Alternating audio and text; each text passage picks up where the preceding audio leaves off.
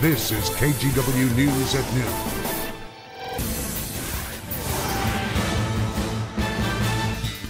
Breaking news, someone found a body near Northeast 223rd Avenue and Sandy Boulevard.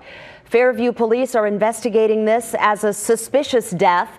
There are a lot of police officers at the scene. We also have a news crew heading there. We'll bring you updates as soon as we know anything else. You can head to kgw.com for the latest.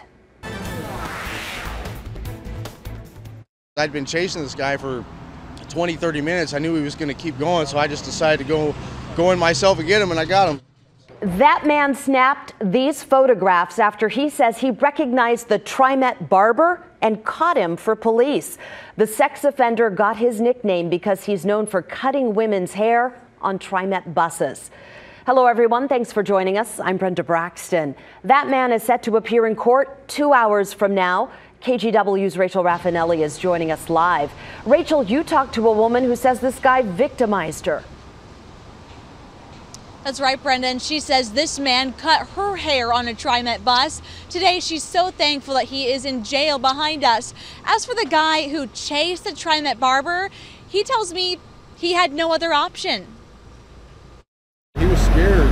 Christian Coates at this Walmart with his 7-year-old son had to think fast. That guy walked out and I recognized him right away. He tried to shave his head or whatever. I guess he likes cutting hair, so he cut his own hair. He says Jared Walter, nicknamed the TriMet Barber, took off, so Coates did the same, his son in tow. I said he's a bad guy. He says he eventually dropped his son off with a nearby neighborhood family and then kept going. I didn't want him to come with me while I'm chasing bad guys. Not yet. He didn't have his cape on. After an hour and a half or so and a chase through neighborhoods, he says he finally caught up to him near Lentz Park, snapping these photos as he says he delivered Walter to nearby police. He's like, I surrender, I give up, please don't hurt me or whatever. So he was ready to give up by the time I cornered him. Go you! The news comes as a relief to this woman, one of the TriMet Barber's victims.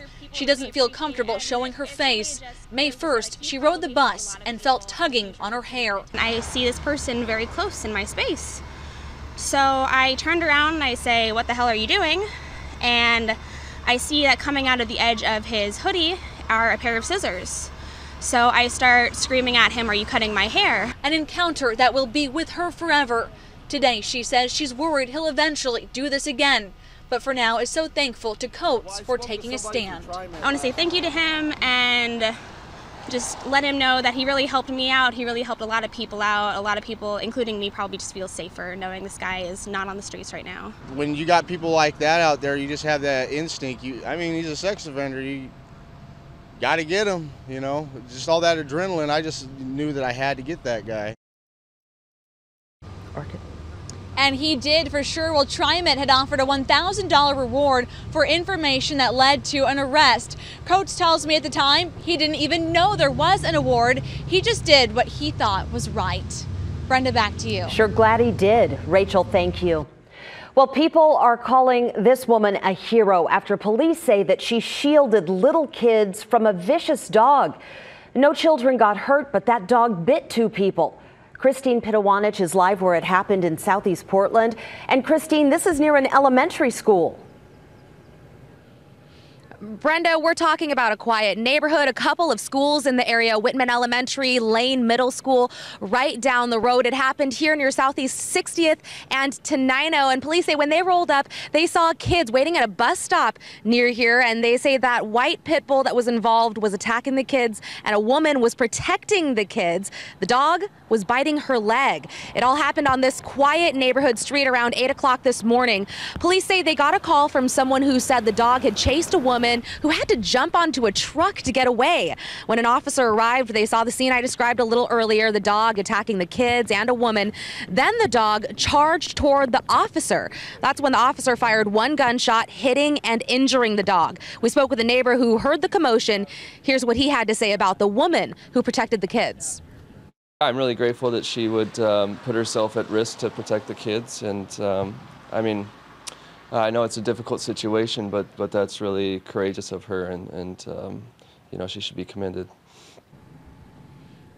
We do not know who the woman is at this point, but police say she and her son did not suffer any injuries. But they did say that a man was bitten in the shin. If you know who the dog may belong to, call police. Back out here live, though, Multnomah County Animal Services now has the dog. Today, school resource officers will be checking on any kids at Whitman Elementary who may have been waiting here at the bus stop because, let's face it, that would have been a traumatic thing to see for anyone. Brenda? Oh, absolutely. Christine, thank you.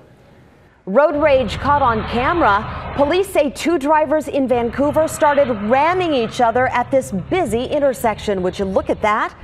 KGW's Chris Willis is live where Highway 99 and Northeast 78th meet up. Chris, what all do we know?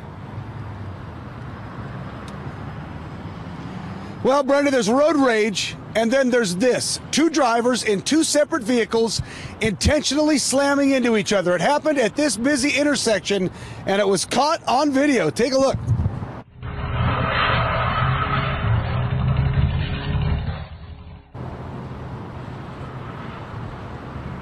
All right, there you see it. Two vehicles stuck at the front bumper of that little Geo Metro. The driver of the Nissan truck spins around. Both vehicles take off northbound on 99, and then the road rage keeps coming. Both drivers then turn down 86th and keep at it. Eventually, Clark County Sheriff's deputies arrive at the scene, as do troopers from the Washington State Patrol. Both vehicles completely trashed from the damage. Both drivers now sitting behind bars. Witnesses that spoke to KGW said it looked like a dangerous game of bumper cars. I saw the truck and the car looking like they were playing bumper cars. Their bumpers were attached. They were spinning in the intersection. Things were flying. Big chunks of wood were flying out of the back of the truck, and they had looked really angry. Here we go. All right, both vehicles were towed away, and as we mentioned, both drivers were taken to jail. And back out here live, things are back to normal. We are told that one or both of the drivers did not want to call police during this incident because one or both of them may have had active arrest warrants. Again, they're both sitting behind bars. We're speaking with Washington State Patrol here in just a few minutes. We'll bring that to you today at 4, 5, and 6. Brenda? Okay, that's starting to make a little more sense. Thank you very much, Chris. Investigators are trying to figure out what led up to a deadly shooting near a Mack station in southeast Portland last night. KGW's Tim Gordon is there live. Tim, police say an officer shot a young man who was threatening people. Yeah, Brenda, a man in his 20s was threatening people up on the platform off of Flavel.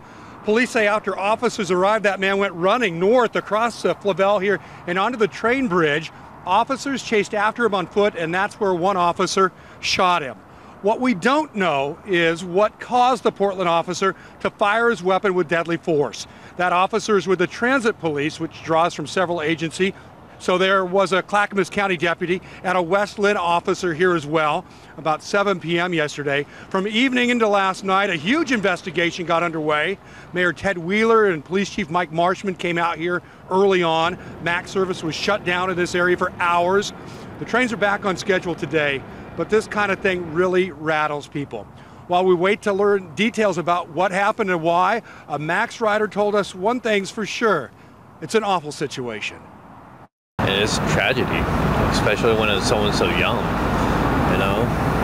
It's getting harder and harder out there nowadays for everybody, but when it comes to something like this, it takes a big toll on everybody because we got to really stop and think about what's going on. Yeah, before Mr. Cooper got on his train, he continued to say, and help each other out. I thought he had a pretty good take on everything. In terms of this investigation, we're still missing most of the details, like who this suspect is, who's dead now, and how was he threatening people on the platform? Was he armed in that situation or in the situation with police? I'm told there could be some details coming out after 2 o'clock this afternoon. Brenda, back to you. Okay, we'll stand by for that then. Thank you, Tim. This caused some problems on Highway 26 just hours ago. ODOT says a pickup truck towing a trailer caught fire. This happened around 10:30. It was really going. ODOT says no one was injured. This is east of 217 near Camelot. ODOT closed the eastbound lanes as firefighters put out those flames. Let's take a live look this afternoon from the Rose City. Oh, the rain is back big time. It's been coming down all day. So, Rod, how long will this wet weather stick around? Well, radar shows that it is breaking up along the coast. Here's the last 6 hours. Then right there, starting to dry at the beach. Everything is coming up from the south, but sliding off to the east. So we're still pretty much at least steady pockets of light rain and some heavier rain pockets right now. I think in the next hour to two, coming up from Salem, working into Portland, we'll see the stuff really start to break up, maybe within the next 60 minutes, actually. But we will be left with scattered showers, and there are some heavy rain pockets right now, and we'll be left with scattered showers that will be heavy at times. Still overcast up in Astoria. I've seen a couple breaks, but not many. 54 degrees is the temperature there. There was a break in Pacific City. Downtown Portland, though, very gray, still raining 55 degrees. So maybe in the 1 o'clock hour, we'll start to see this break into scattered showers. We could actually see a sunbreak, but temperatures will stay cool. I've given this message way too many times over the past 6 months. Brenda, we'll have the weekend update straight ahead. Okay, thank you very much, Rod. Former FBI Director James Comey is gone, but the Russia investigation he was in charge of isn't going away. Today, his replacement, Andrew McCabe, testified before the Senate Intelligence Committee. He says the FBI's work will continue unchanged. Simply put, sir, you cannot stop the men and women of the FBI from doing the right thing, protecting the American people, and upholding the Constitution. McCabe is also contradicting the White House. He says the FBI supports Comey. But yesterday, White House spokeswoman Sarah Huckabee Sanders said the president and the rest of the FBI had lost confidence in Comey. I can tell you also that Director Comey enjoyed broad support within the FBI and still does to this day. The Senate Intelligence Committee is asking Comey to appear before it next week as a private citizen. Well, tonight, NBC's Lester Holt sits down for a one-on-one interview with President Trump. You can watch that right here on KGW at 5:30.